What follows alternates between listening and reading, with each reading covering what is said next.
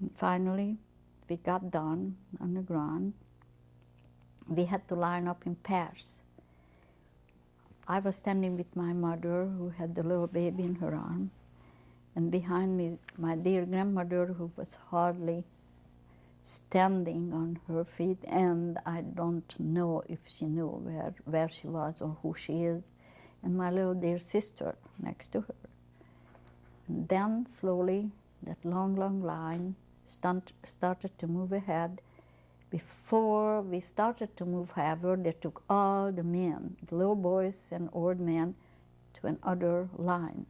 So we were only women then. And the line slowly, slowly moved ahead, not knowing where are we going. When finally, as I looked ahead, I did see that the very end of the line dividing for some reason. Well, we still didn't know what happening. What we did see, however, a lot of us as officers, and one of them stood in the middle.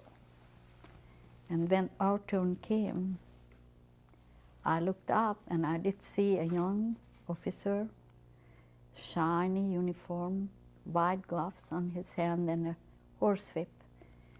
And then I looked up, I remember, and he signaled to his left. And my mother, my grandmother, my little sister, and the little baby in my mother's arm. One more signal, and I find myself on the other side. So I turned around. I remember I in my mind I can see them there, and my mother bending forward with the baby in her arm. What her eyes was saying to me was, "Take care, love you, goodbye."